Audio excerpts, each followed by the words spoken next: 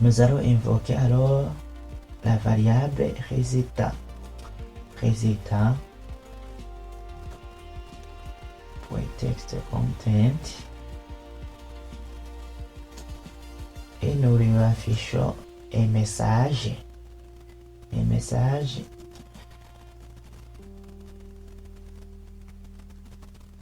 Formulaire valide.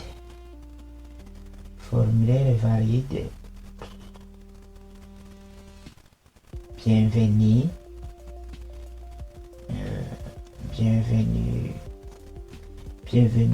Je vais faire la concaténation. Tout ça, j'ai expliqué comment on peut faire la concaténation. Je mets plus. D'ailleurs, ici, il faut que je laisse un espace. Je mets aussi nom.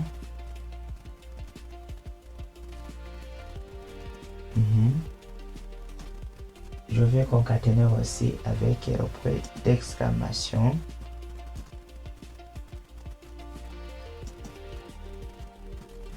Bienvenue, le nom que j'aurais tapé dans le champ. Donc tout est bon. Si tout est bon, ça va m'afficher.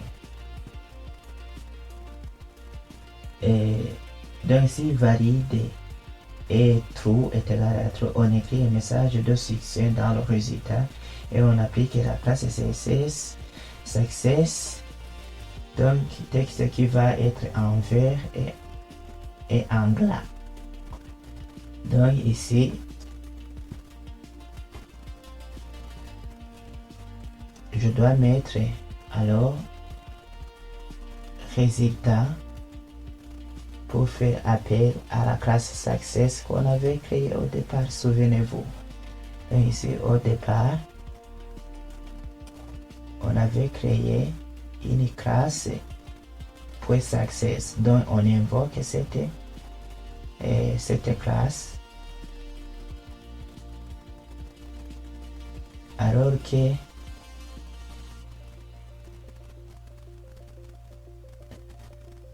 que les messages qui sont affichés ici en rouge, on avait invoqué quel message derrière, on avait invoqué ce message. Ici on invoque alors cet message avec un résultat classe name. Donc je mets le class name et le class name s'appelle comment? S'appelle success. Il s'appelle success. Est-ce que c'est celui-ci que j'ai mis? Oui, success. Si je ne mets pas celui-ci, le message ne va pas apparaître success. Donc vous voyez que je me suis trompé même en écrivant success. Donc ici c'est le message global qui va s'afficher où? Il va s'afficher ici en bas dans le div. Mais si on suppose que tout n'est pas du tout bon, qu'est-ce que nous allons faire? Nous allons aussi lui afficher un message. Je prends ce deux.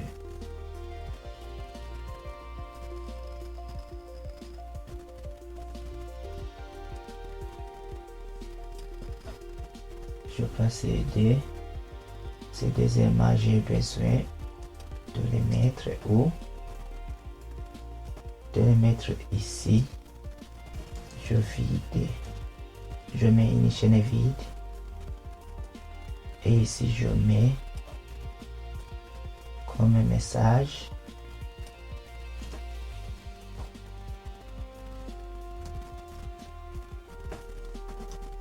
corriger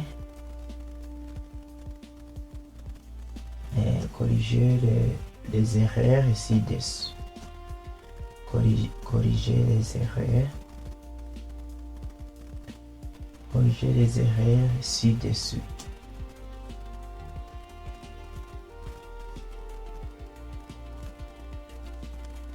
corriger les erreurs ci-dessous avec un point d'exclamation pour montrer que je suis filié. Alors, je complète avec des éléments qui est bon. Je mets le mot de passe, je clique ici s'inscrire. Formulaire valide, bienvenue Pierre. Ok, vous voyez que c'est bon. Je peux mettre aussi Jean.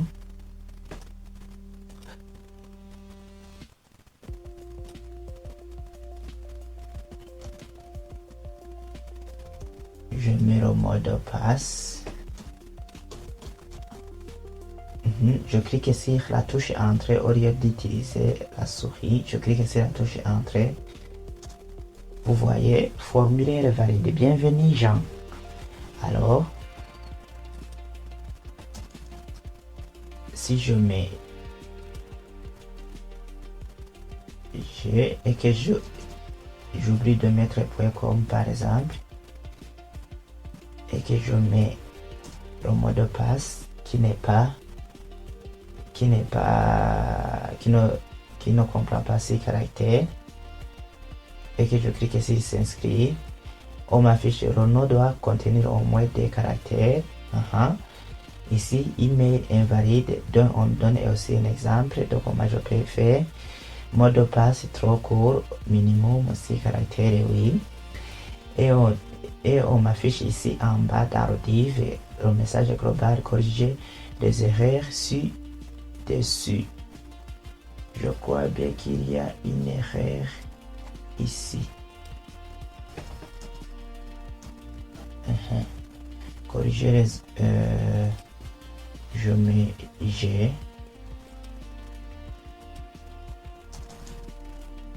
Je mets le mot de passe. Je clique ici Entrée. Vous voyez, je viens de déclencher l'événement et on m'affiche les erreurs. Maintenant, les erreurs ont été prises en compte. Donc ici, qu'est-ce que je viens de faire? Donc si c'est bon, on m'affiche, on a vu qu'on m'a affiché formulaire valide, bienvenue, telle personne que j'ai tapé ici. Par exemple, je mets Jean. Si tout est bon, je vais mettre Jean ici.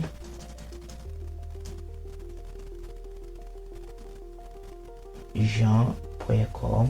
Je vais éviter les erreurs. Je mets le mot de passe. Donc si tout est bon, tu vas m'afficher formulaire valide, bienvenue, concaténé avec le nom et concaténé avec le point d'exclamation, et tu vas m'afficher ça en récupérant la classe CSS Success. Success, il se trouve où? Il se trouve ici. On a donné la couleur green, vert. Donc tu vas mettre aussi ce texte en anglais. Ce n'est pas blanc, c'est anglais, là avec S. Donc je clique ici s'inscrire. Vous voyez le formulaire est en vert et il est anglais. Mais si tout ça ne se passe pas correctement, tu vas m'afficher corriger les erreurs et tu vas aussi vider le champ correspondant. Voilà, alors vous savez maintenant comment s'y prendre. Donc on a fait quoi? On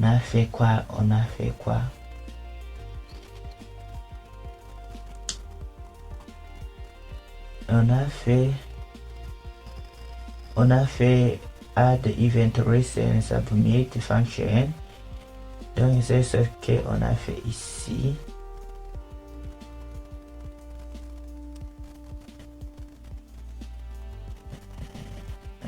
Ici, c'est ce qu'on a fait ici, sur ce bout de code. Celui-ci nous permet de faire quoi?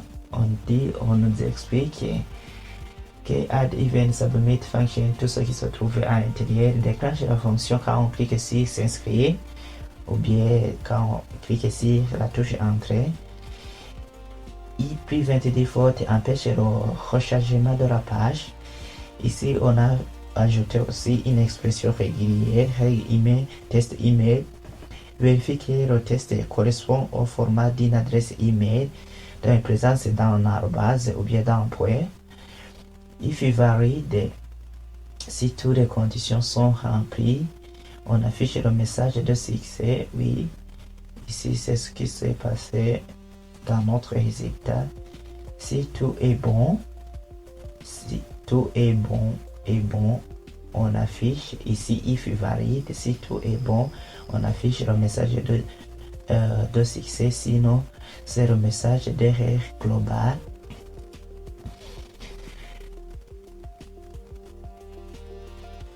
Donc, si toutes les conditions sont remplies, on affiche un message de succès avec prétexte content sert à afficher les messages d'erreur et de confirmation dans HTML.